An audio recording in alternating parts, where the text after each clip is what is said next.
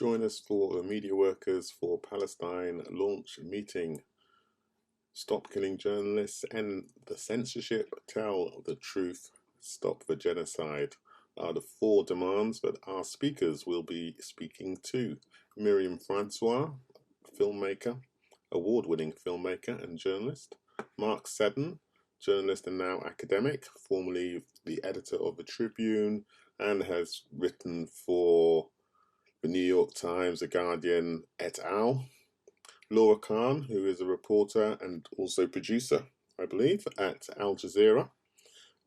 Alaa Chemali, who is a Palestinian journalist currently displaced in Rafah, a sports journalist who's had his house blown up 3 times, 3 separate homes by the Israelis. John Rees is from the Stop the War Coalition, also a presenter on the Islam channel. You might have heard John recently on the Today programme in the UK, pushing back against our government trying to clamp down on our right to protest.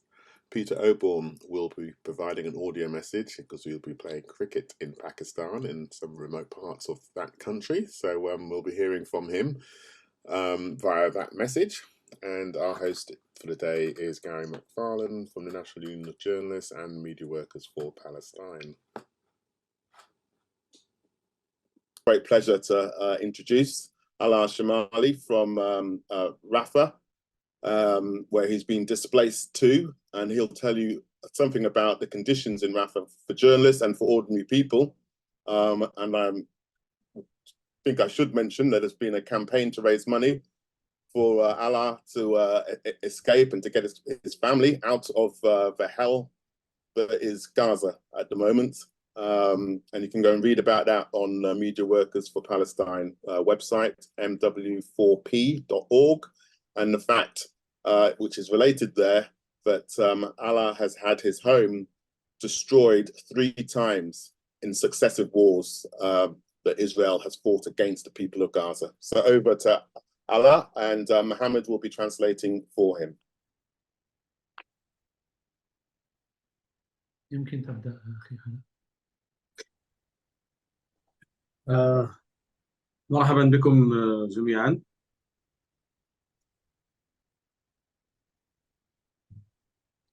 تريد أترجم كل جملة؟ يعني أحكي بشكل متواصل ولا أتوقف؟ لا متواصل يعني كل فقرتين. أوكي. مرحبا بكم جميعا. يعني أنا علاء شمالي، صحفي رياضي من غزة، عمري 37 عام، لدي عائلة مكونة من زوجة وخمسة أطفال.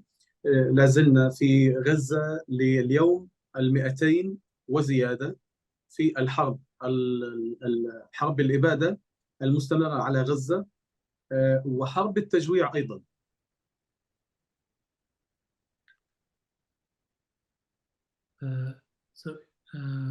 Alaa Chemali welcomes everyone to the session and thanks the organization for inviting him.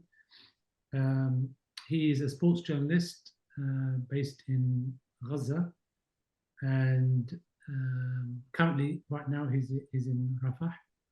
He has a wife and 5 children, and he has been there for over 200 days now of the genocidal war against the people of Gaza, and also the war of famine and hunger against the people of Gaza. في حديثي لكم سأتحدث في محورين. المحور الأول هو العمل كصحفي، كيف يمكن لك أن تعمل كصحفي فلسطيني داخل الحرب في غزة، ويمكن لك أن تتحمل الاستهداف المباشر من قبل الطائرات الإسرائيلية والاستهدافات المباشرة التي تستهدف الصحفيين وعائلاتهم وبيوتهم وكل ما يمتلكون. هذا المحور الأول. المحور الثاني يمكن لي أن أتحدث عن تجربتي كمواطن كنازح أعيش في خيمة مثل أكثر ما يقارب 2 مليون شخص موجودين في قطاع غزة، منهم أكثر من ثلثيهم موجودين في مدينة رفح، يعيشون أوضاع مأساوية في أماكن تفتقد لأدنى مقومات الحياة.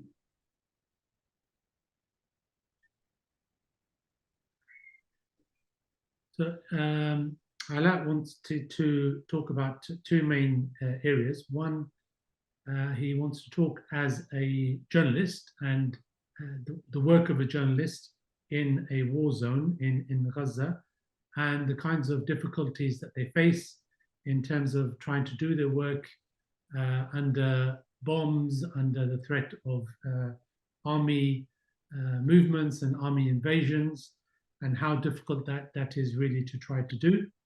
And the second area he wanted to talk about was as a citizen of Gaza, just like all the other people in Gaza who have been displaced and moved from one area to another, now in a refugee area in Rafah, where he's not originally from. 2/3 of the population of Gaza are now based in and around Rafah. And they are suffering huge amounts due to the very little basic necessities of life that are found even in Rafah. And we know Rafah at the moment is not being invaded by the army, although the Israeli army occupation forces are preparing for that.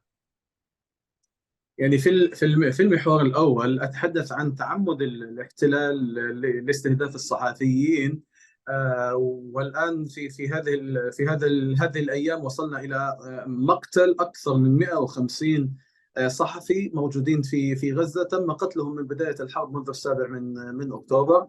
هناك الكثير من الصحفيين تعمد الاحتلال قتل عائلاتهم وتدمير منازلهم.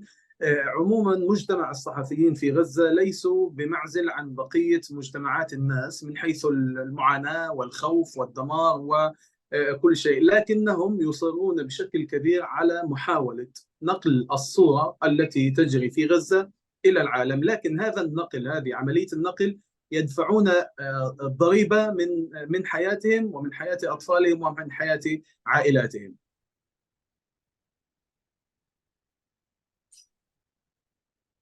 So on the first side, working as a journalist, or the life of journalists in Gaza, they are being targeted by the Israeli occupation forces. Over 150 journalists have been targeted and killed since 7th of October. But not only the journalists are being targeted, but also their families and their homes, their houses. So when a journalist is targeted, it's not targeted as an individual, it's targeted while they are in their house with their family, the whole family in the house. The journalists, they live in constant fear of being the next one targeted. But despite this, they are carrying out their duty to convey the horrific situation in Gaza that's been faced by Palestinians in Gaza, despite the danger to them and to their families and to their homes and possessions. هناك 3 أمور مهمة أود التركيز عليها بشكل واضح. أولا أن نحن كصحفيين أصبحنا عاجزين عن نقل صورة ما نرى أمام أعيننا، هذا أولا. وثانيا أن الاحتلال دائما كل فترة من فترات الحرب يتعمد قطع الاتصالات وقطع الإنترنت عن غزة حتى لا تصل الصورة الحقيقية إلى العالم، ومشاهد الإبادة التي نشاهدها نحن لا نستطيع أن ننقلها إليكم وإلى العالم أيضا. وبالتالي هناك معاناة كبيرة لدى الصحفيين في عملية نقل الصورة وتوضيح الرواية الفلسطينية وما يجري. وهناك أمر ثالث مهم جدا، أن لحد هذه اللحظة إسرائيل لا تسمح بدخول أي صحفي أجنبي أو أوروبي إلى قطاع غزة من أجل أن يرى بعينه ما نراه نحن، ويعني ينقل هذه الرواية إلى الصحف والوكالات والمؤسسات الأجنبية. بس توضيح للنقطة الأولى، قلتم أنتم تعجزون على نقل ما ترون بأعينكم. ما هو من هول المشاهد لماذا تعجزون؟ Hamid, could you speak a bit louder or nearer to the microphone? Some people are saying. sorry. تعجزون من أي ناحية؟ يعني العجز نعجز من على نقل الصورة من هول ما نشاهده. لا توجد كلمات حقيقية لنقل ما نرى من أشلاء ودمار وما شابه. Okay. So Alaa has mentioned again as the work as a journalist, 3 important points that he wanted to convey in a very clear fashion. Number 1, he's saying that as journalists, they are now finding it very difficult to express and convey the scenes that they see, the scenes of devastation and destruction that they see around them. They find it that they are at a loss for words to help them describe what they see around them. Secondly, the Israeli occupation forces continually block means of communication within the Gaza Strip, which makes it very, very difficult to allow any kind of information out of the Gaza Strip. And we've seen that there's been internet blockages from time to time, but on top of that, there's also other blockages which are not so clearly focused upon. Thirdly, despite these obstacles, the Israeli government and the Israeli occupation forces have to date refused entry to any foreign journalists, any journalists from any country to enter the Gaza Strip, despite the fact that they criticize what the journalists inside the Gaza Strip saying and what the authorities in Gaza say. They still refuse to allow entry to any foreign journalists to allow independent verification of anything that's happening inside the Gaza Strip.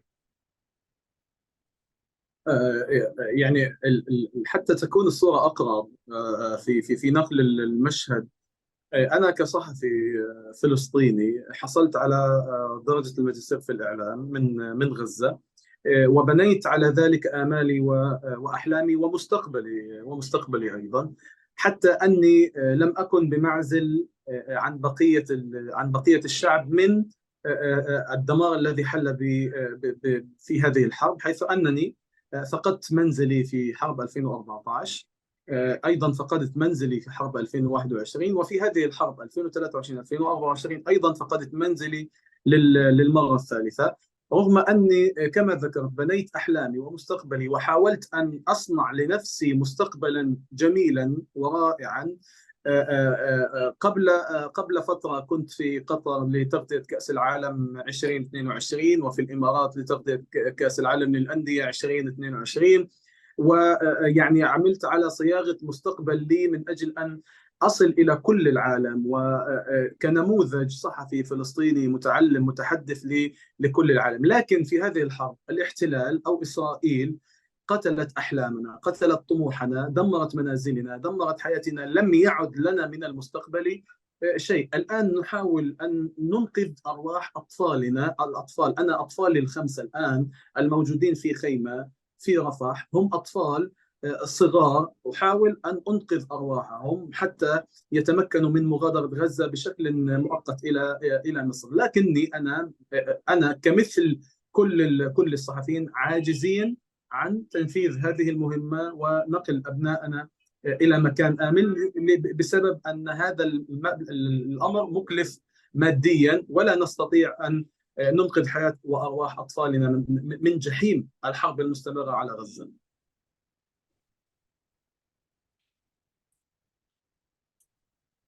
Alaa talked some more about his work as a journalist, talked about a bit about his background. So he did a master's in journalism, and he based his future on improving himself and specializing in sports journalism. He's built his dreams on trying to work outside of Palestine, work outside of Gaza. He covered the World Cup and other major football tournaments the World Cup in Qatar recently and other major football tournaments.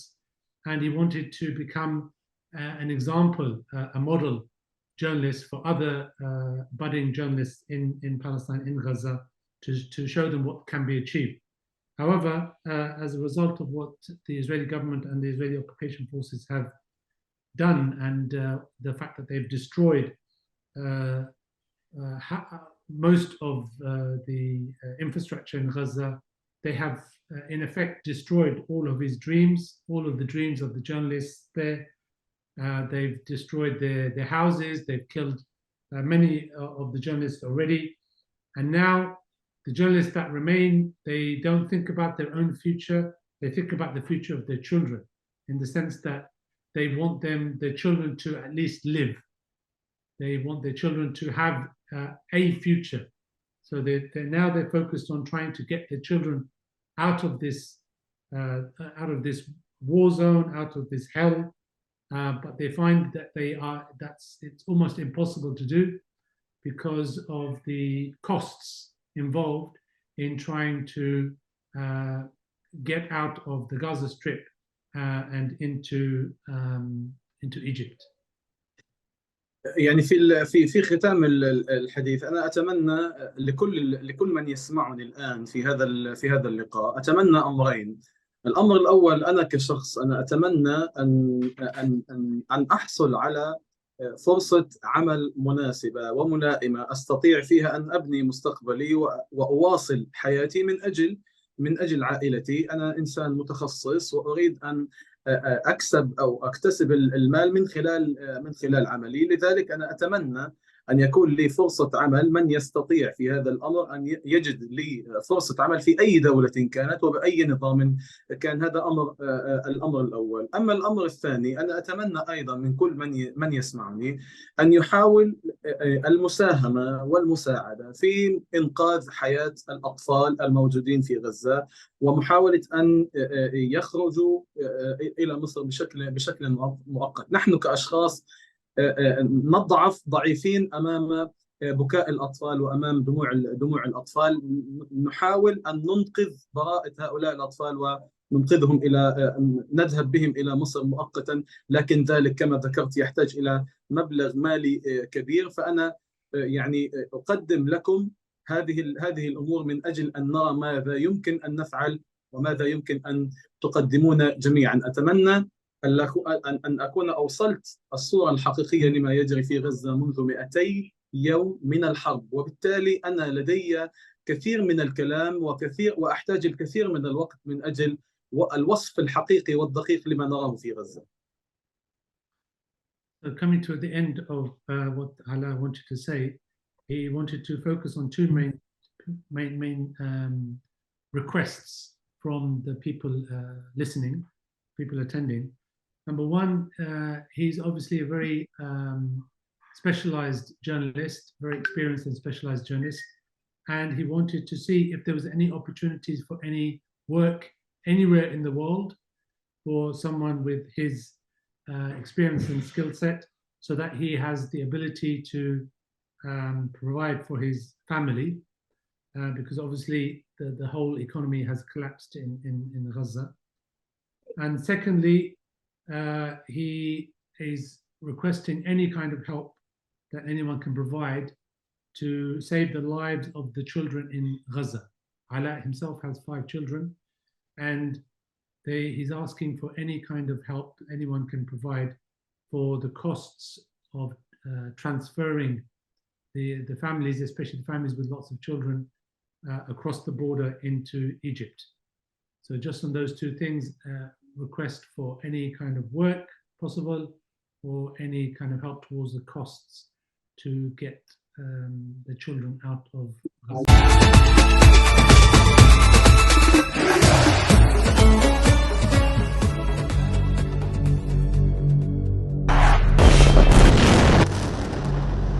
Alaa is a sports journalist from Gaza who was reporting on the World Cup in Qatar just over a year ago. His family have lost their home 3 times and are now desperate to leave Gaza for the safety of Egypt. أنا علاء شمالي، صحفي من غزة، عمري 37 عام، لدي عائلة مكونة من زوجتي وخمسة أطفال. في هذه الحرب فقدت بيتي للمرة الثالثة بعد حرب 2014 وحرب 2021. نعاني من ظروف معيشية صعبة جدا، دمار هائل، حرب إبادة، حرب تجويع، الموت يحيط بنا في كل جانب. الآن ما يقرب من 200 يوم في الحرب ونحن نعيش حرب إبادة وتجويع. نحن نعيش في خيام لا تقينا برد الليل ولا تقينا حرارة الصيف أيضا. المعاناة لدينا شديدة جدا في غزة. Please help Alaa and his family to escape from Gaza. There's a link on the screen and also a QR code that can be scanned. Thank you. أنا بيتي بحبهم كلكم، بعيش وبتولع. It's still open. So if you can make a contribution, that would be very much appreciated. And I know that there's several of these sorts of campaigns going on, more than several. And, you know, it's a desperate situation, obviously, because it's a war zone, more than a war zone. It's a genocidal war zone. So anything you can do to help monetary, the money will get through. I know Alaa's working on that. If there's anything else that we can do, and if you want to get in touch with Alaa, we have all the contacts. There's a little WhatsApp group with Alaa in it. So if you have any ideas about work and the other issues that he raised, or if you want to do interviews with Alaa, please let us know, so we can help get the word out, as international journalists are not allowed to get in, as Alaa has explained. Okay, our next speaker, it was going to be John Rees from the Stop the War Coalition, but if John's not here yet, I know he was wanting to come on at 7:30. I will call instead Laura Khan from Al Jazeera. I've seen Laura's face here. Yes. Yes, that's Hi Laura. there. And Laura is a senior news producer and reporter at Al Jazeera, where you've been for, I think, 8 years. Yes. Yep. Reporting from the West Bank and elsewhere in the Middle East. I think are you based in Doha? I'm based in Doha, and Yes. I Okay. got back from the West Bank about a week ago. Yeah, cool. So over to Laura to tell us about the West Bank, what's going on there, because I think there's hundreds of people that have been killed, hundreds or thousands possibly getting into now being arrested. And of course, the state wants to ban Al Jazeera because it's one of the few outlets that we in the West can get hold of that tells the truth, or at least is certainly much more approximating to the truth than we're getting in the Western media. So over to Laura. Oh, thank you so much, Gary, and thank you as well, Media Workers for Palestine. I think it's just a very important organisation to be established, especially now for all those who have joined, who are clearly showing how much you care about the horror and genocide that's unfolding in Gaza. Now, as Gary said, I have been with Al Jazeera for 8 years, and it was what was happening in Palestine and Israel that really drew me into journalism in 2010. I've lived in the region, I've lived in Palestine, I've learnt the language, I've covered 2 wars, but this by far is the most devastating that we've seen, of course. And I do spend a lot of time in the West Bank. So I just want to start with, journalism is an internationally protected right. And in the fog of war and when propaganda is rife, it's really imperative to have journalists on the ground who can quickly and professionally disseminate the facts. And of course, Israel is preventing journalists from entering Gaza, as Alaa has said. And Alaa, I really hope the best for you and your family. Now, they have been allowed to enter under very controlled circumstances, which for me isn't allowing for journalism. That's to go in with the army and under censorship. But I really would be remiss not to mention the professionalism of our journalists on the ground, whose knowledge and experience is invaluable. These are the Palestinian journalists like Alaa who are risking their lives on a daily basis. And I just want to give a quick thanks to our team on the ground: Hani Mahmoud, Hind Khadri, Tariq Abu Azum, Yumna Saeed, Hiba Akila, Anas al-Sharif, Ismail al-Ghul, Ismail Abu Omar, Momin al-Sharif, Wa'il Dahdur, an absolute hero, Anas al-Sharif, and Hani al-Sha'a. Now, the CPJ, as Gary mentioned earlier, has said that this war, the threat to journalists has been unprecedented. They've reported that more journalists were killed in the first 3 months of the war than have ever been killed in a single country over an entire year. It's the deadliest period for journalists since the CPJ began gathering data in 1992. And its investigations show, they say it's at 97 last time I checked, but it's well over 100 journalists and media workers. They're among more than 34,000 Palestinians who've been killed since the war. And I just want to say, when I walk into work in Al Jazeera, I walk past a monument of a tree that's been put up with all the journalists who have been killed from Al Jazeera in the past few decades. When I walk into the Ramallah Bureau, every day I walk past large pictures of journalists from Palestine who have been killed in the region. And this isn't just during the war. Of course, we know during the war it's become much more deadly. But I just want to mention, of course, Shireen Abu Akleh. She was shot dead in May 2022 while she was covering a military raid in the West Bank town of Jenin. A UN Commission report concluded that Israeli forces use lethal force without justification. Just a few minutes before this meeting, I spoke to Lina Abu Akleh, her niece, and I asked her if she had a comment on this. She said, until this day, we haven't seen any form of justice. From day one, the demands of the family have been to have the soldier who killed her held accountable and to hold accountable the system that perpetuated this kind of violence and systemic killing and targeting of journalists. But nearly 2 years after her killing, a journalist who was wearing a press vest, clearly marked as press, in broad daylight, was killed for doing her job.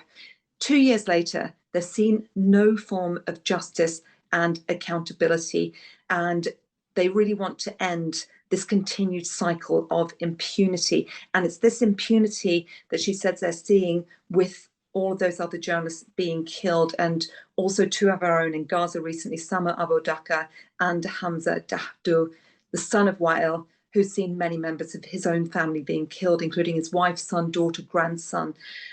So really, this is a stark reminder of how far we have to go for accountability, for the impunity, and for press freedom. And as Gary mentioned, Al Jazeera is also under threat.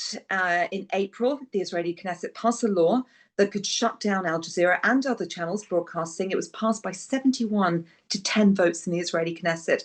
And this gives the Prime Minister and the Communications Minister the authority to order the closure of foreign networks operating that they believe pose harm to state security. And to make things worse, Netanyahu, who has long sought to shutter broadcasts from Al Jazeera, he wrote in a post saying that Al Jazeera had harmed Israel's security, this was on X, and taken part in the October 7th massacre and incited against Israeli soldiers.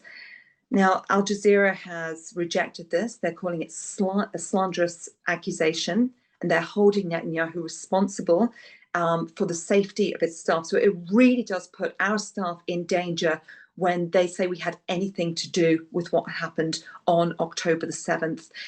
So they're saying this was put in a disgraceful manner, and it won't deter us from continuing our bold and professional coverage. And of course, I personally have been part of that. We are still operating from the region. But this is another form of really self-censorship and hostility towards the press. There are many other limits on press freedom.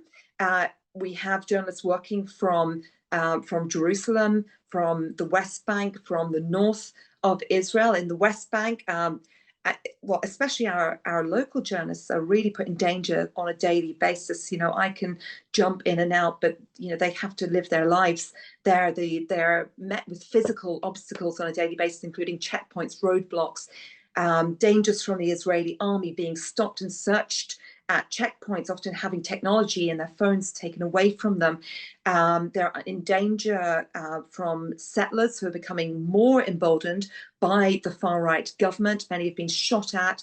Tear gas, I've had my fair share of tear gas. It's almost thrown at us, casually. Rubber-coated steel bullets, which are, incredibly dangerous. And the list really does go on. So it's really important to reiterate that press freedom is a protected right, where journalists should be able to do our jobs, to be able to ask tough questions of those in power, and to continue to amplify the voices without fear of censorship, intimidation, attacks, and of course the continued threat to life. And I also want to thank Gary for mentioning the drivers, because whether it be fixers, which I call journalists, drivers, these people are putting themselves in danger on a daily basis just to bring the truth. So again, these are the unsung heroes. So I want to thank him and thank Alaa as well for continuing this really, really tough job of telling the truth on the ground and being our eyes and ears. Thank you so much, Laura. And hopefully you can stick around. I'm not sure what your schedule's like. We were just going to have people speaking to the audience with little time for questions, but hopefully we can squeeze in some questions, and so there might be some questions for you, because I know people are interested, want to show solidarity with Al Jazeera's work, because it has been so valuable here in places like Britain, where we are swamped by pro-Israeli propaganda, to be frank. Sure. Okay, so I'm going to move on to our next speaker, who is John Rees, who's from the Stop the War Coalition, one of our premier spokespersons, I think I can say. You might have heard John on a Jeremy Vine show, I believe, this morning. I missed it, but I should listen to it more often. But anyway, you can catch up on it in this modern age. So please do that. And he was taking the BBC to task on the question of the increase in arms expenditure. They always seem to have money for wars. So John, if you can give us your views on what's going on in the media in the UK and how we can push back. Yes, thanks very much, Gary, and congratulations to everybody who had a hand in organising this meeting. I think it's very important that media workers do get organised. I was a part with the late great Paul Foote and the late great John Pelger of forming Media Workers Against the War around the Iraq War, and that really did do significant work both in educating journalists about the nature of the war and pressurising broadcasters and proprietors into printing the views of the anti-war movement and generally of journalists who were critical of what was going on. So I think this is very important work. I just want to say a little bit about how I see things. As both a working journalist, I'm a freelance journalist, member of the NUJ, as well as a political organiser. And it's, in a way, a privileged point of view, because you do follow in very close detail the way in which the mainstream media report these demonstrations. And it's almost a kind of textbook case, because by common consent, these have been an unprecedented series of mobilisations. Even those that we organised around the Iraq War. One of those demos was bigger than any of the Palestine demos, but we haven't had a movement which has been mobilising so consistently, so repeatedly, and over such a long period of time as this movement. My belief is that you would have to go back perhaps to the suffragettes, perhaps even to the Chartists in the 19th century to see such a sustained level of mass mobilisation. So by any criteria, it should be a news story. And indeed, in many ways, it has been a news story because of its political effect. Starting, I guess, with the removal of the Home Secretary, Suella Braverman, over her attempt to ban the Armistice Day demonstration, and moving on through the Prime Minister's unprecedented trip out to the doorstep of Downing Street to denounce the protests. They certainly have been a news story. But the truth of the matter is that they're very rarely a news story that actually features the participants of the demonstrations or the organisers of the demonstrations. I think the first time that we got on the Today programme is because I became so fed up with listening to reports about the demonstrations that in the middle of one such report that didn't include any of the voices of the protesters or indeed any critical voice whatsoever, I rang up the news desk on the Today programme while it was taking place and said, why are you constantly talking about us but never to us? And in the end of the day, we did get onto the Today programme, and we have managed at times to force open the door, at least a crack in the mainstream media. And this is a story, by the way, that I remember very well from the Iraq demonstration as well. And I think it's important that we do it because it's not that the demonstrations couldn't or wouldn't take place without being reflected in the mainstream media. And to a degree now, this is one of the differences with the era of the Iraq War, there's a far more elaborate social media that can fill in some of the gaps. But it is important that the wider political debate is reflected in the mainstream media, not least because none of the official parties actually represents the point of view of the majority of people in this country. 66% of people in the last YouGov poll support the demand for a ceasefire. That's 2 out of every 3 people that you meet in the street support the call for a ceasefire. Only 13% supported the idea that the Israeli government should be allowed to continue its military operations. In another, even more recent poll, 57% of people said that they thought that the government should stop arming Israel. And that in itself is quite a story. To go from a no ceasefire position, which has existed as a majority in the opinion polls since the early days, right through now to a stop arming Israel position is quite an evolution in political opinion. And yet, as we know, even though the campaign has been successful in lots of ways, has caused, as I said, a reshuffle in the government, a split in the Labour Party, the biggest revolt against Keir Starmer, bigger proportionately even than the revolt of MPs against Tony Blair during the Iraq War, the Welsh Parliament, the Scottish Parliament calling for a ceasefire. It is still not an exaggeration to say that there is very little reflection of what is the majority of people's view in this country inside establishment politics. So it really is the Palestine Solidarity Movement, which is the sole political representative of what most people think is the case. And it really should be, I mean, you hear journalists and commentators talking all the time about balance, but there surely must be the most powerful case that balanced reporting in this case means that you do hear from the protesters themselves and the people who are organising the protests. This seems to be made to be the most elementary democratic argument that one could possibly want to put.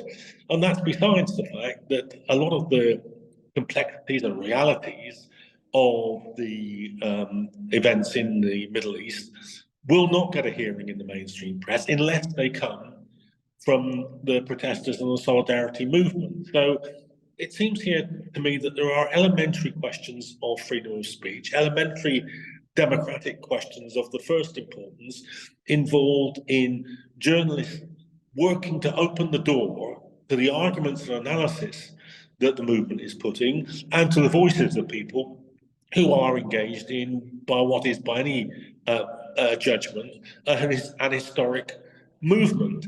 So I guess that really my contribution that I'd like to make to the debate. It's my apologies for joining you only briefly. It's part of the nature of the time that I'm actually outside another meeting at the same time. But I thank you very much for listening and for all the work that you've done, and I hope to be a part of continued media workers campaigning around precisely these issues.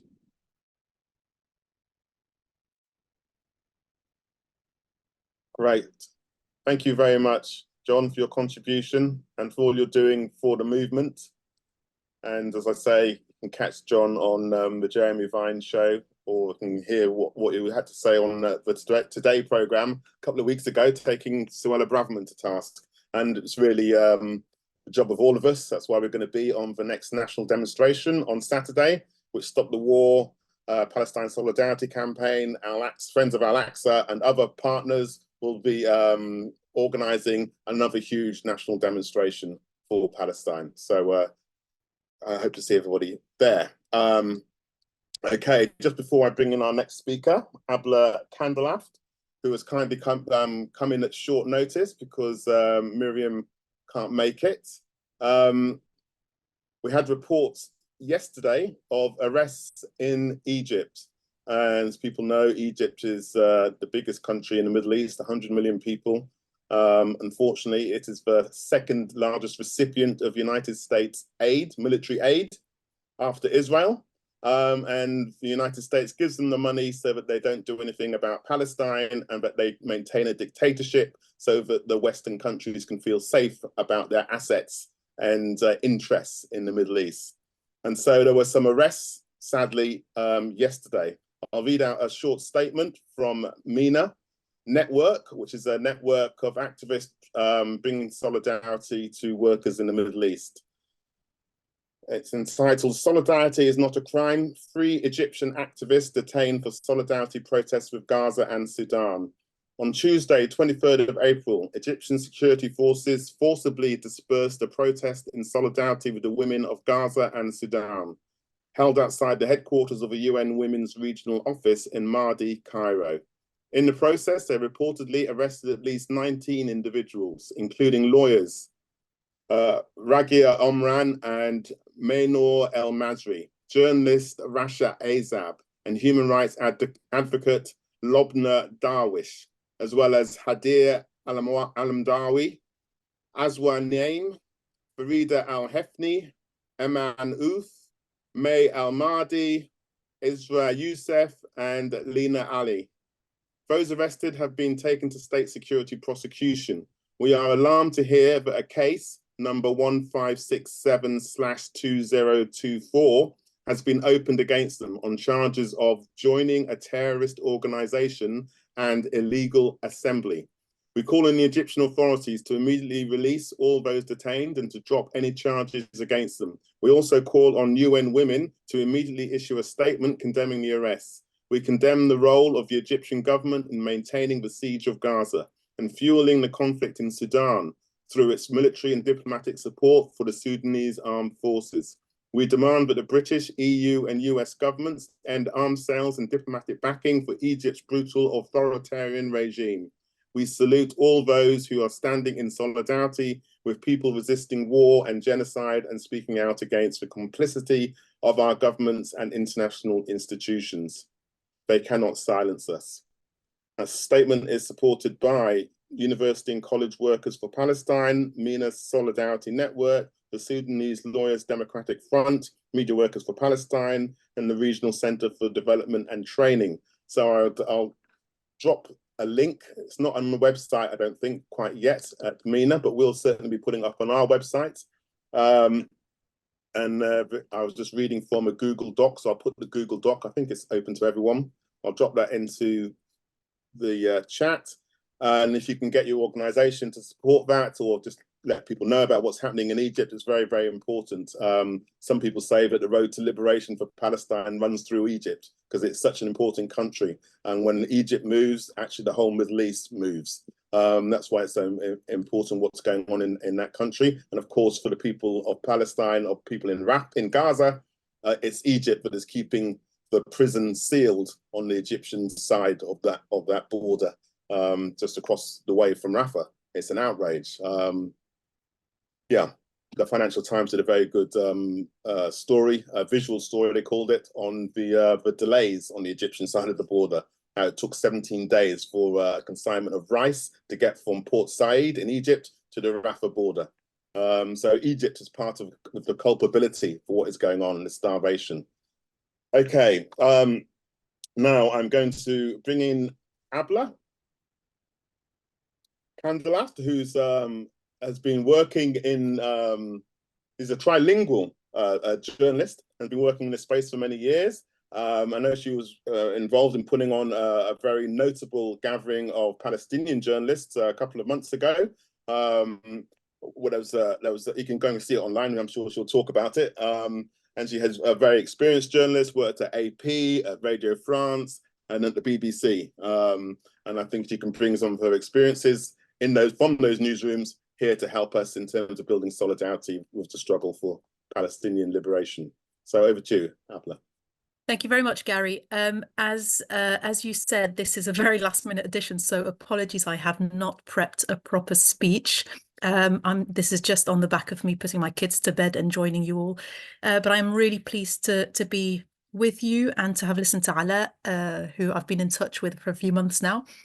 So Gary summed it up very briefly. I started my career actually in political analysis, some investigative journalism, and I segued into via Human Rights Film Festival, documentaries and so on, into film programming and curating. So I'm currently at the Garden Cinema in central London as a curator for probably 80% of my working life. But yes, I've worked at the BBC for 5 years and also at Radio France. And I just kind of want to use this slight detour to just flag French media, because there's no reason why you'd all be really aware of what's going on in France. But if you think the media here is, legacy media has been pretty poor in terms of portraying what's going on, French media has been frankly shocking. Each day is a new low there. So I'm naturalized French. My intention was to go back to work there. I will never work again in media in France. I worked at Radio France for, as I said, for a bit. There was quite a lot of, I guess, quite open blacklisting going on there, where guests who had any sort of ties had been even vaguely sympathetic to Palestinians were just not invited on. Also, random people would get blacklisted who would get tarred as feminists. Feminist was also a slur apparently in radio. Anyway, but that was already a very frustrating time, and I was quite young, so I didn't really stand up for myself there. At the BBC, I was quite down the low on the ladder of production there. I ended up, by the end of it, producing a film program called Cinema Badil on BBC Arabic. But even before then, as a freelancer, I had shared a couple of tweets, very innocuous. One was supporting a ban to arms sales to Israel. Someone had trolled me online and had sent the BBC a screenshot of my tweet circling. And also the program manager very unprofessionally forwarded by mistake the original email with that screenshot. And and that person had said, well, we found Abla Kandalaft, one of your journalists, on Twitter, clearly expressing a very strong political opinion. The BBC policy, we understand, should be that your journalists don't express any bias. And so I was asked to take the tweets down. So these are very small instances of an ongoing atmosphere of censorship that I found quite dispiriting to work with. This is why, in a way, I'm kind of glad I've ended up in film programming, which is in a venue that's not beholden to anything. So we've got quite a lot of leeway with what we do. And I'm freelancing in the journalism I feel comfortable with and like doing. And one of these, again, leads me to my next point, which I'd like to flag, which is that I'm on the board of the Independent Media Association. And for those of you who don't know what this is, it sprung up a couple of years ago. It's an umbrella organization that brings together lots of media independent platforms. Declassified UK is one of them, Open Democracy, Dorset Eye, Bristol Cable, and so on. And they've been doing some really fantastic work. So I kind of want to use this platform as well to just flag the efforts of the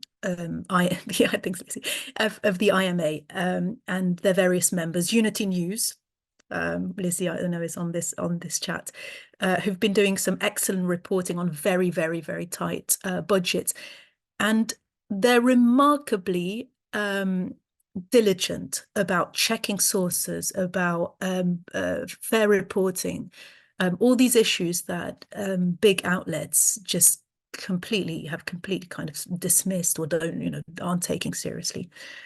And through the IMA, I was contacted by one of the members, which is Now Then magazine, and their umbrella organization, Opus Independence, and they're based in Sheffield, to run a conference, I guess we'd call it a conference, on conditional solidarity with Palestinian journalists. And when we organized this in March, and what the aim was to bring together all the journalists and media professionals that felt that they had been censored at work or hadn't been able to express solidarity with their Palestinian colleagues, to bring them together all in the same space and talk freely. So it was completely anonymous, and we had a panel of speakers. We had Ahmed Naouk from Palestine Deep Dive, Mariam Al-Sayh, who's also, I think, on this chat tonight, with the NUJ, Mustafa Abu Snaina, who's a journalist for Mondo Weiss, the New Arab, and I think a couple of other outlets as well. Anna Froese, who works through Opus and for the New Arab as well. So the panel was filmed, and that's how we got to know Alaa. So we wanted to speak to a journalist on the ground in Rafah, and through various contacts, I was put in touch with Alaa. So we invited him to speak. He recorded a video of the conditions he was working in there. And we wanted to talk about the West Bank a bit. And again, just throwing info out there. If anyone's interested, you can get in touch with me separately. But for a number of years, I've been working with the Cultural Center in Jenin, run by Yusuf Awad. And he's currently working with the Arab American University in Jenin to, I guess, improve their media lab for the students there, and to open a media center inside the cultural center.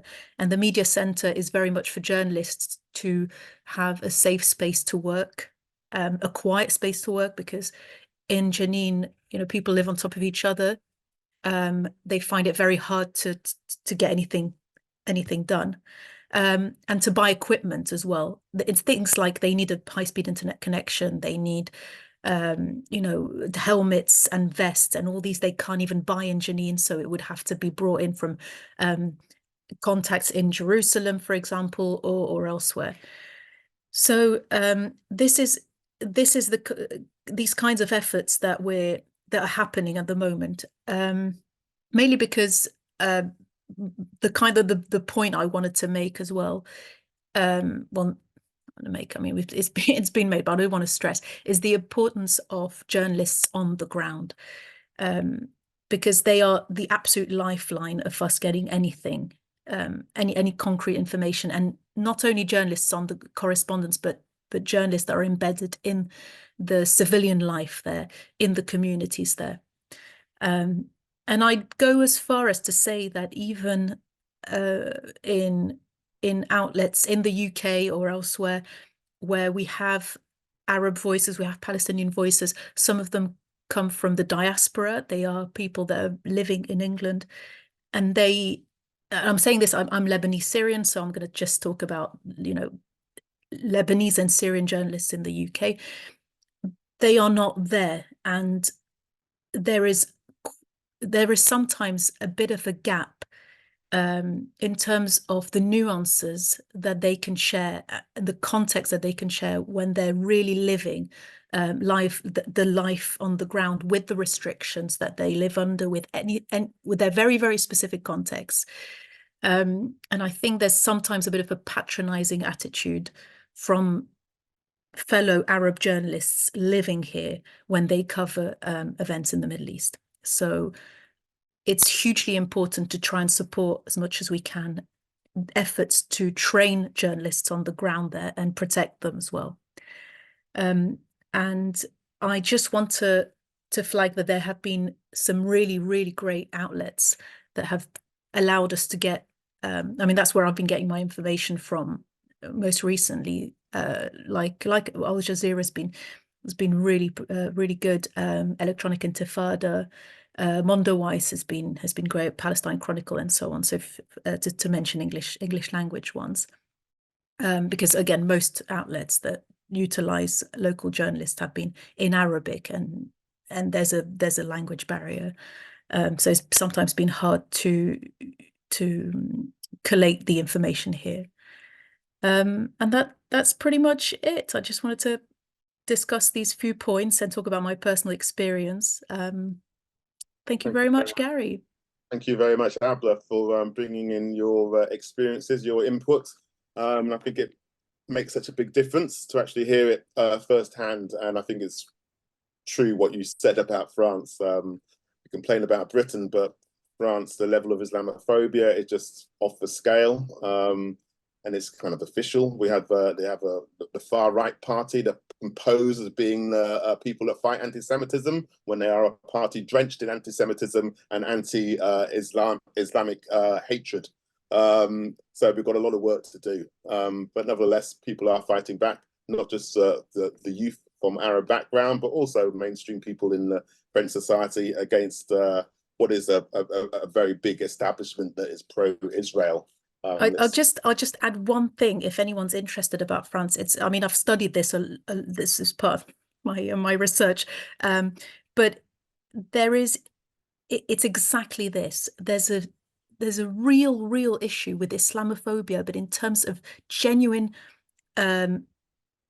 disdain for and hatred of the religion, as the religious aspect of Islam. It goes beyond simple racism, and that's been hugely problematic. There's an excellent French historian who's talked a lot about this, in the conditional solidarity of the French left over the decades. So even in the 70s, the 80s, at the height of solidarity with resistance movements in Palestine, that would stop when Islam would come in. And there's a real inability, and I speak as an atheist, really, from an Arab Christian background, but there's a real inability in French, legacy media and society as a whole to accept that in other countries people have very just live life differently to them, make pragmatic choices in regards to their surroundings. And it comes from a very old colonial mindset that they feel they can impose their own perception of religion and their own kind of, fight for secularism on other countries. And they haven't grown out of that. You're absolutely right, yeah. Thank you, Abla, for giving more context. I'd add in France famine, because I'm a fan, but if you want to understand French racism and colonialism, check out the war in Algeria, where the French killed 1 million people and they still don't talk about it. Okay, right, our last speaker is Mark Seddon. Mark is there. It might be named Jenny Walsh, I believe, but you are with us. And Mark, for those of you who don't know, Mark also used to work at Al Jazeera, I believe. You're a correspondent there. Also a former editor of Tribune, which again, for those who are not in the UK, Tribune is a left-wing newspaper aligned with the Labour Party. It's still going online, I'm pretty sure. Also has written widely across the media space, from The Guardian to the Evening Standard, New Statesman, New York Times, you name it. He was a visiting professor of the School, I can't read my own writing, of International and Public Affairs at Columbia University. And I thought we'd better mention Columbia University. Off to Columbia University, yes, who have ignited a mass movement of students in the United States of America, which could be one of the most important things, but delays the possible invasion of Rafah, because I think the American establishment are in a bind. They could see the problem they could have. They remember Vietnam. So, Mark, a man of great experience, I think used to be an advisor to Ban Ki-moon at the UN, and to a prime minister in this country, Gordon Brown. A man of great experience in terms of realpolitik and what goes on at the top of society, but coming at it from the point of view of ordinary people, if I could put it that way, and a great supporter of the Palestinian cause. And you can follow him online and see many of his tweets. So, Mark, if you can give us your take on where we're Gary. at. Gary, after that introduction, I'm beginning to shrivel. Well, what can I say that can persuade you that I'm going to say anything that's wise? But look, thank you very, very much for this invitation.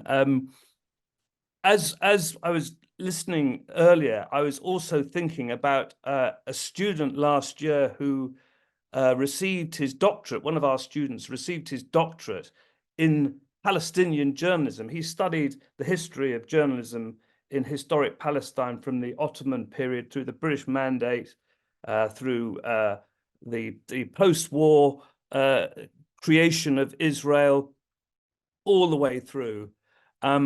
And Ibrahim, I hadn't realized this, he went back to visit his family. He's actually from Gaza.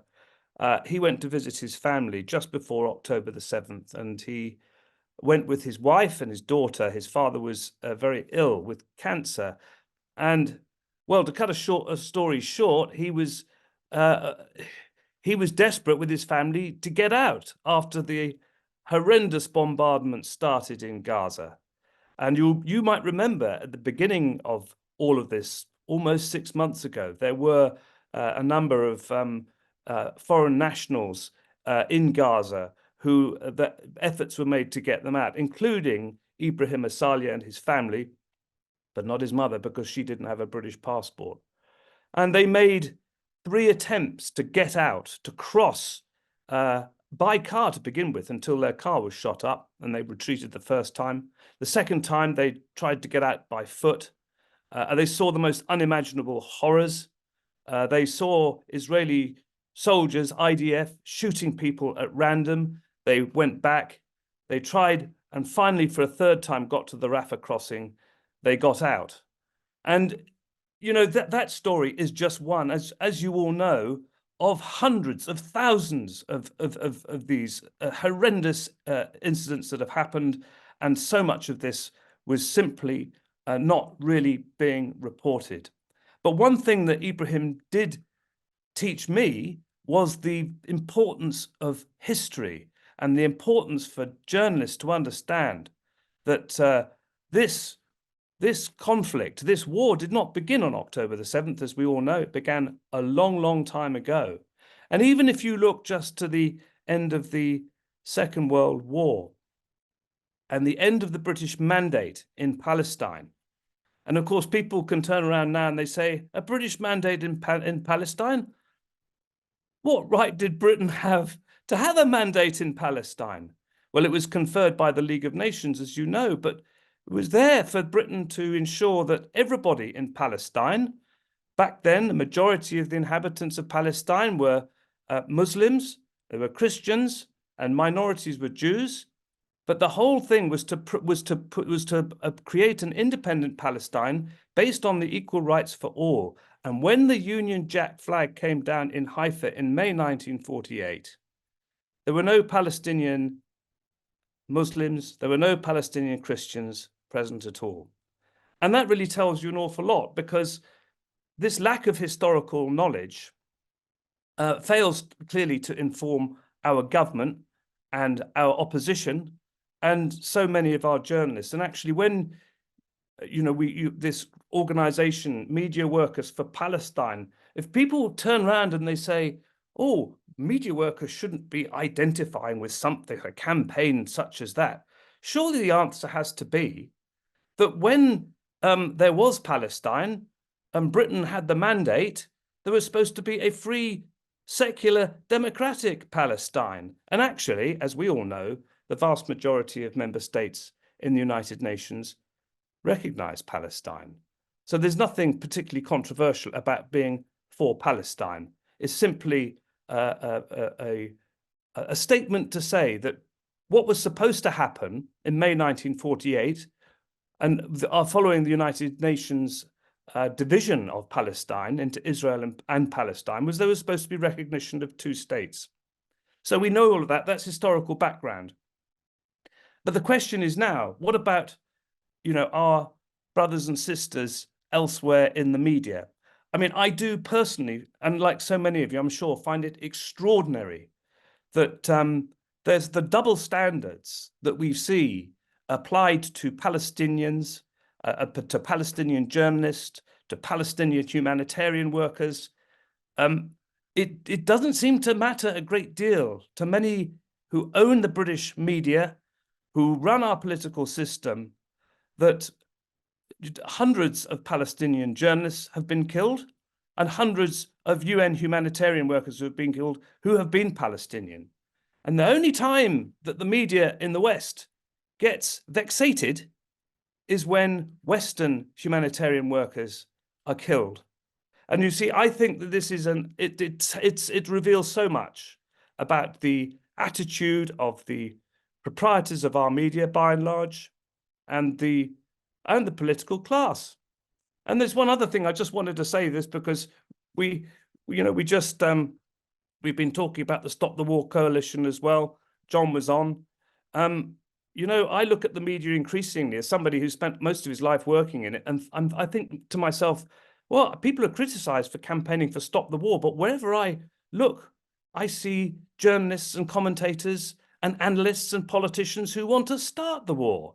That's what they seem to want to do. They want to start a war. And just this week, as you know, we've seen the Senate decision finally to allocate, I think it's some 95.3 billion extra in military spending, 60 billion to Ukraine, 26.4 billion to Israel, despite all that's been happening there, 8.1 billion to Taiwan and East Asia. I looked at those figures and I thought, I wonder how much money's been allocated to peacekeeping missions and extra money for humanitarian campaigns. And of course, the answer is zero.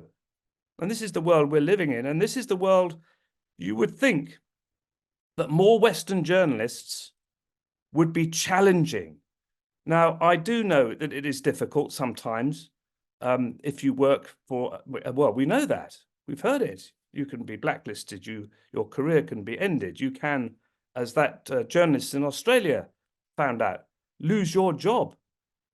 This happens quite frequently. But I suppose the message I wanted to try and convey today is actually, the reality is that we have seen the most stupendously abysmal fail in terms of a public relations media campaign that we've probably ever experienced from any country. Israel's media campaign has been an unmitigated disaster, worse even than the apartheid South Africa regime's media efforts. And of course, we live in slightly different times, but they have been abysmal. They have failed, principally because, as we've seen time and time again, they've lied.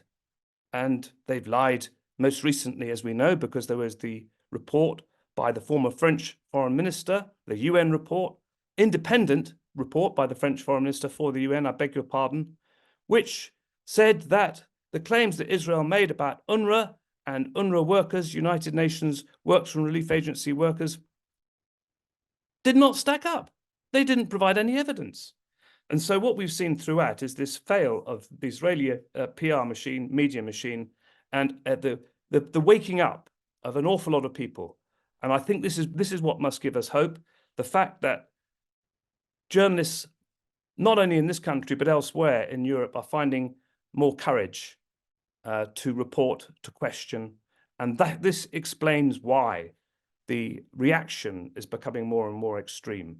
And as was explained just earlier about what Al Jazeera is facing and the threats for the threats to journalists there, which are not just threats to stop them reporting, but as we've seen, journalists being shot and being killed and deliberately. So I think possibly because we live in Britain, we see what happens in America, we see the abysmal things that have been happening in Germany for all sorts of perverse reasons. We see what's happening in France. We forget, actually, that the vast bulk of journalists and media workers across the world see things through our eyes and through the eyes of the Palestinians. And I think this is what we have, personally, I would like to try and see that we could try and build on. Because if I think to all of my former colleagues at the United Nations and in the media there, from right across the globe, they are very well aware of the hypocrisies that we point out, but fall on deaf ears in the Daily Mail and the Telegraph and the Times and the BBC and all the rest of them. They can see that there really is an enormous hypocrisy. You can't, on the one hand, support the right of the Ukrainians to have self-determination and support them militarily, but not support the right of the Palestinians to have self-determination. And they can see this hypocrisy. And this is the powerful thing. We not only see, obviously, at that level of recognition of Palestine, and of course, Spain and Ireland are going to shortly recognize Palestine. So really, if you look at the map, it's a handful of countries in Western Europe, North America and Australia. That's it. We're isolated. The West is absolutely isolated because of its position it's taken over Palestine. And that gives us enormous strength. And so I think with journalists at the United Nations Correspondents Association, which I used to be a member, I've got no doubt that they'd be very interested to hear from media workers for Palestine here. And I've got no doubt that there are journalists from right across the global South who watch what's happening in the West with absolute disbelief. So, I mean, that's from a media worker's point of view. The most important thing is that we all continue to do our best to, in whatever way we can, to just expose the utter hypocrisies, to make the moral case, and to point out just one last thing, that there is something called international law. We saw and have seen South Africa very bravely go to the International Court of Justice. And we're going to see a whole lot more because quite clearly, I mean, Oliver Dowden, the Deputy Prime Minister, and Rishi Sunak and Keir Starmer and all the rest of them may have difficulty in recognizing human rights abuses and breaches of the Geneva Convention and gross abuses of humanitarian rights. They may have difficulty in recognizing that, but we can see it all. And there is, of course, a great difference between international law as established and what we have heard for the past 30-odd years from Western leaders, which is primarily the international rules-based system. Now, the international rules-based system, as we really can see now, more clearly possibly than at any time in our lives, is a rules-based system based on what the United States essentially and the West happen to think is the right for them at any given time. So it doesn't stack up to a row of beans. Journalists in their hearts know this. I don't think the stop can be kept on the bottle.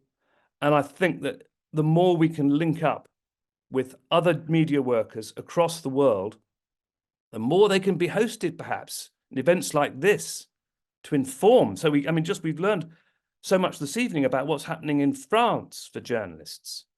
So perhaps we can do more of that because it's not just Palestine, but we can see, I think, a sort of gathering rush of the Start the War campaign.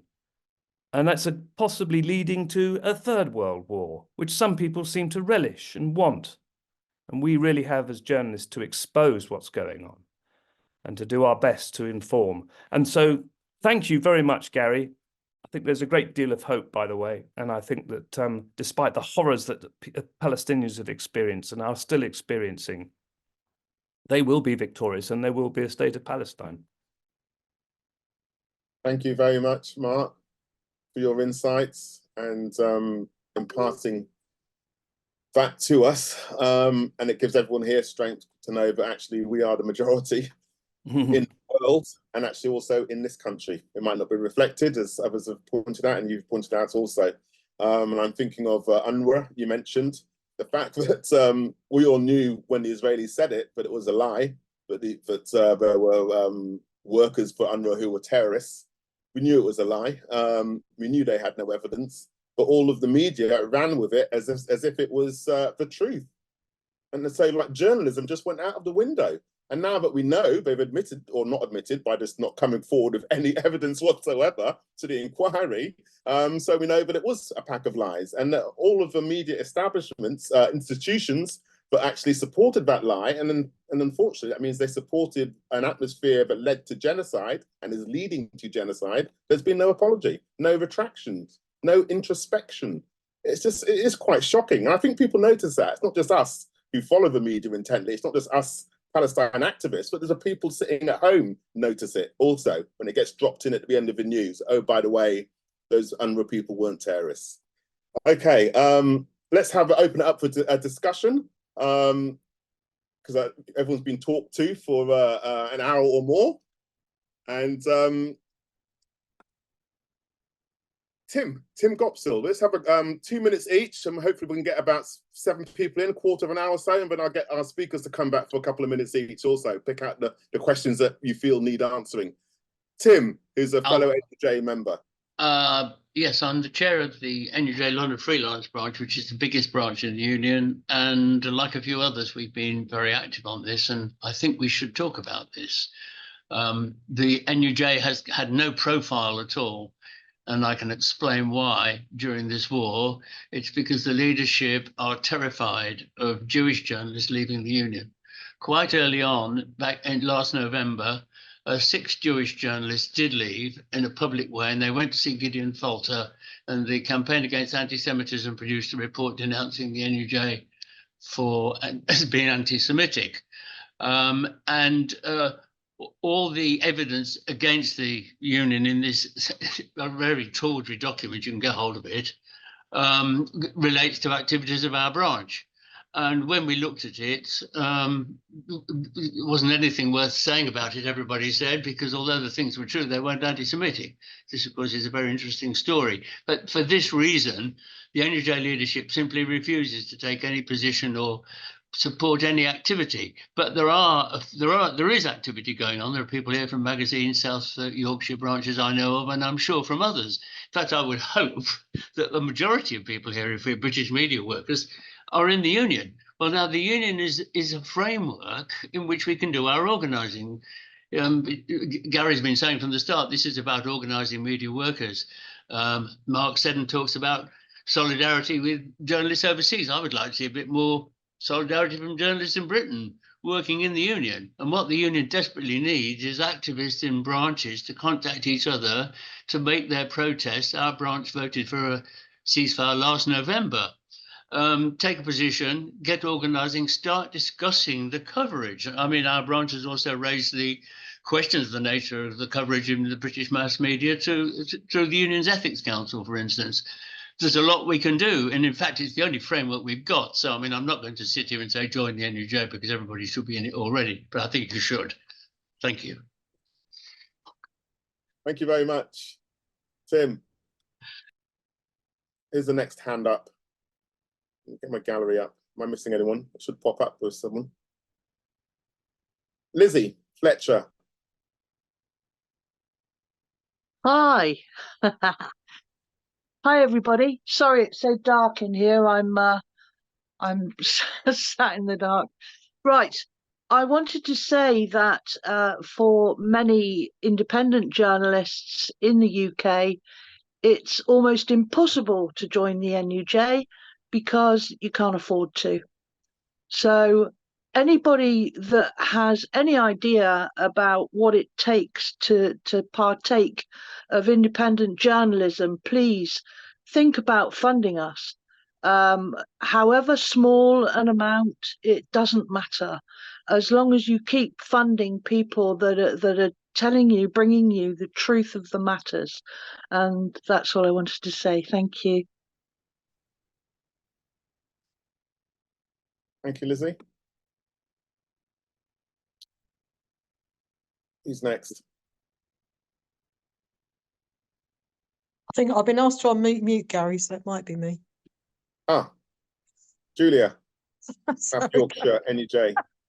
Sorry about that. I couldn't agree more with what Tim said. I think we definitely need to get any branches that want to do that to get together and start having some sort of joint campaign as part of as part of what we can do in the union, and also as part of Media Workers of Palestine.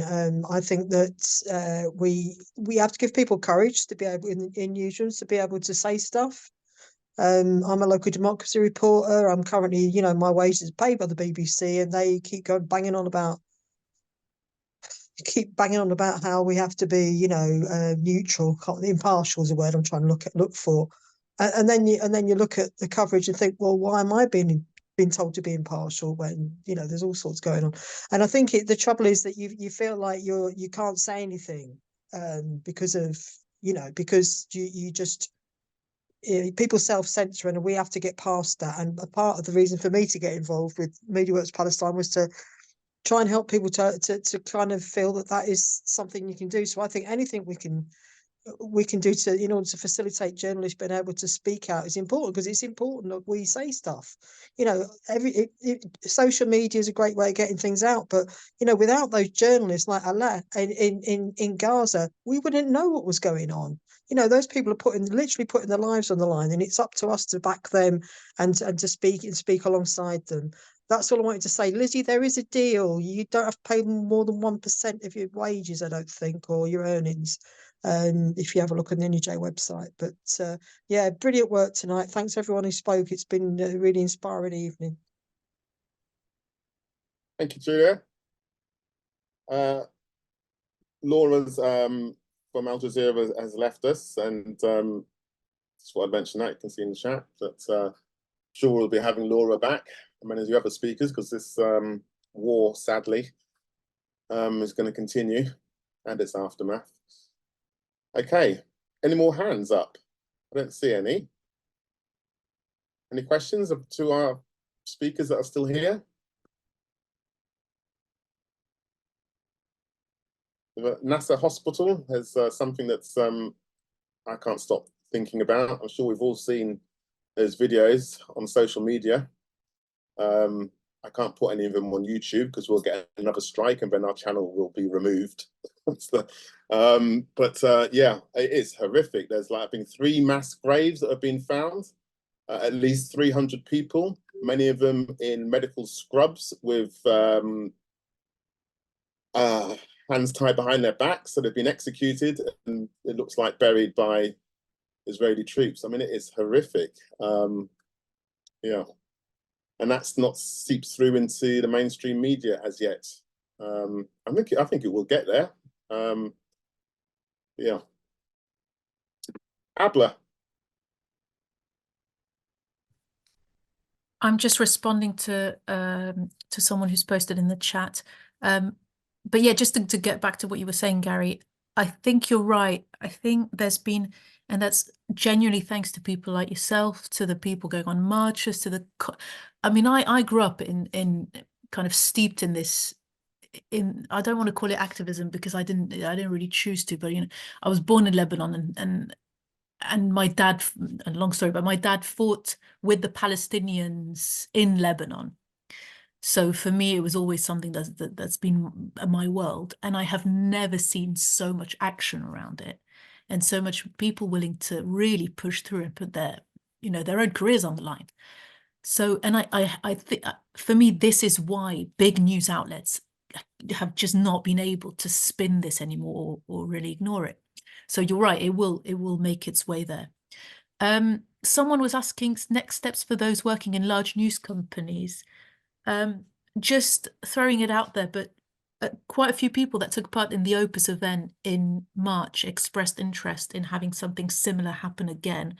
So I don't know whether that's something that you might want to talk about with Media Workers for Palestine, which is an in-person meeting at some point where people can basically brainstorm, share experiences, and carry on that conversation about how to support each other in the media, how to collaborate, share resources, and most importantly, share, work with our colleagues on the ground. So, for example, Alaa was saying, it's not just about fundraising. I mean, he has to get out, and that's very sad, but actually he's a journalist. What he wants to do is work as a journalist. So it's about us in the media. How do we work with colleagues, and as with those journalists as colleagues, and get the media outlets we work with to employ to pay them to report. So all these things, I wonder if it's realistic to have something similar happen again. Yeah, no, I think it's a very good point, and it's definitely our core mission is to actually get implanted in the newsrooms, in the places which are actually responsible for disseminating the news, so-called, and to give strength to reporters and journalists and producers and others, presenters, whoever it is, so we can get to a situation where people actually protest like that woman in Ukraine against the war. She got onto Russian TV and she got, I think, maybe in prison now, I don't know. But we want to get to that kind of situation so that people don't have to actually surreptitiously put letters together, as some BBC workers did at the beginning of this war, and stay anonymous and have very little impact because of that. We want to get to a place where people feel confident to actually start to speak out, and actually unions matters in that. And that's why it's such a shame that our National Union of Journalists is being so weak on this subject. So we're about trying to change that. Matthew Robinson. Yeah. Hi, Gary. Thanks for taking this meeting. Good to see everybody. Good to see you, Abla and Alaa and everyone else. I've had incidences with, obviously I'm a member of the NUJ and BECTU, and I have had a lot of issues with production companies. I wonder if anyone else has had the same problems, where I've gone for work since I've always been visibly pro-Palestine, but one of the production companies I used to work for was Fulwell 73, and I used to get on quite well with Ben, one of the owners, and it turns out they were recruiting for the IDF. They're part of an organization that recruits for the IDF. So, but since then, since the 7th of October, I've been very, very vocal, very visible, and I've found that I have not done a day's work in mainstream for 6 months since then. It's all been like independent jobs. And I wonder if anyone else has had a similar problem. Thanks, Matthew. Anyone would like to come back on Matthew's point there? Lizzie? Yes, I would. Yes, I would like to say that when, dare I say it, Jeremy Corbyn became leader of the Labour Party, we, in the independent media, we immediately became politicised almost, probably in fact, because we found that we were invited into Parliament, regardless of not having lobby passes. We were invited into Parliament and asked to write policy on how an independent media or a free media would look.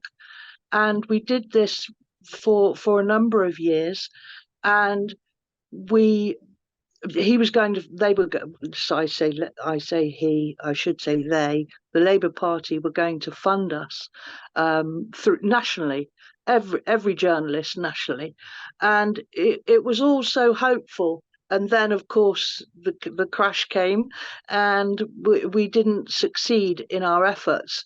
But I would say that, yeah, there is the amount of mainstream media colleagues that I have or had, the ones that have stayed in mainstream media are not allowed to speak to me now.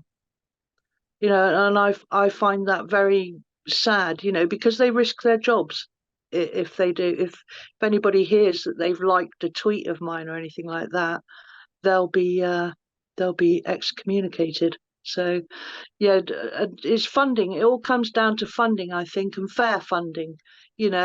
If you like one particular news outlet, well, if you're one person and you like one particular news outlet, fair enough, support them as much as you can.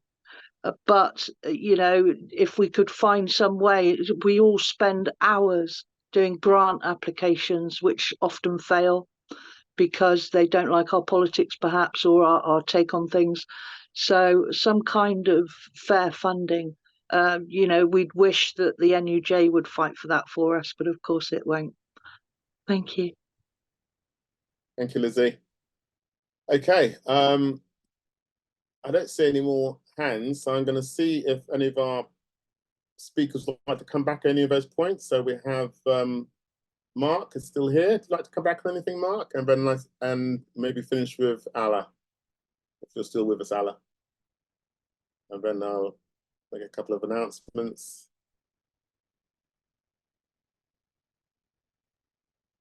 Over to you, Mark. Sorry, apologies. No, look, I don't want. I've really said what I wanted to say, but just to support what Tim Gopser was saying and others about the NUJ, which I'm a member, of course, as well. Do you know, the NUJ has been so quiet during all of this, I'd almost forgotten about the union. I mean, that's a shocking thing, actually, isn't it? But of course, people should try and do what they can within the union and with other unions. So absolutely. But no, I just think within the international context, I think there's so many journalists out there, global media in the global south, who, if we spend a bit more time talking to them, well, I think we'd probably feel a bit more hopeful in what we do, actually, because there's so many people out there who share our view. Yeah, true. Thank you, Mark. And it's probably worth mentioning that we're talking about trade unions. 1st of May is coming up, International Workers' Day, and I know Stop the War Coalition has called for a day of action, workplace day of action on the 1st of May. So pencil that in. We'll see if we can get something moving at the BBC. It's a struggle, to be fair, and it's a struggle because of that reign of terror, or at least maybe not terror, but McCarthyism, that has a dead hand at the Beeb, which is meant to be a liberal establishment, I'm told, inverted commas. But anyway, we've got work to do, folks. Alaa, would you like to come back briefly on anything that's been raised in our brief discussion, or anything the other speakers were saying? I'm not sure if Mohammed is still here to translate for you. If there's anything you wanted to add, if not, we'll feedback anyway. We are doing podcasts, and we need to get a bit more professional with our podcasts as opposed to just me doing it with my iPhone. But we certainly want to start to get some of our guests here tonight onto the podcast and start spreading the word. As people have said here, we are, we're all media professionals, and actually let's use our expertise to actually help get the word out and fight back against the propaganda, to be frank, that's coming from the mainstream media, some of which we finance with our license fee. And I think, as John Rees pointed out, we are the majority. So let's start to try and make it count. Yeah, so thank you very, very much, everyone, for coming along tonight. There'll be more events like this. I especially think we should do something around the Palestinian-facing media, if you can put it that way, like the Electronic Intifada, who are doing brilliant work, I think. Monday Vice have been around for many years, again, doing brilliant work. Middle East Eye, which is getting quite a lot of traction. I see their stories trending, not trending, in the search engine results pages, the SERPs, doing quite well. So yeah, we're starting to get a bit of a voice, and I think social media helps with that. So if there's anyone out there that has those sorts of talents and wants to bring them to the movement, we really want you here at Media Workers for Palestine. So leave your details in the chat. There's a WhatsApp group. We should perhaps put that in the chat also, but you can get hold of us through the website. All the details are up there, or go to our link tree, which has all the other various social media that we're on, from TikTok, which I've just been discovering for the past couple of weeks. But you do get quite a lot of traction on TikTok, and there's lots of young people there. And on YouTube, as I say, we've got 2 community strikes. One for putting up a demonstration from Iraq, which apparently had people saying the wrong thing on it. We've got a strike for that, and we've got a strike for putting up a demonstration in Yemen. And I forgot that Yemen, or at least the Houthis, are seen as a terrorist organization, inverted commas, not by the rest of the world, but by the places where we live. So we've got another strike for that. And if we get another one, then they're going to ban us from YouTube. So we've now got to be very, very careful what we post on YouTube. But anyway, we can use these channels despite their censorship from Silicon Valley. So join up on those channels and get tweeting and sharing and get marching. So I hope to see everyone on the next national demonstration in a few days' time, on Saturday to be precise. Assembling, I believe, at Parliament Square, marching to Hyde Park, assembling at 12 noon. So see everyone there. And thanks for coming again.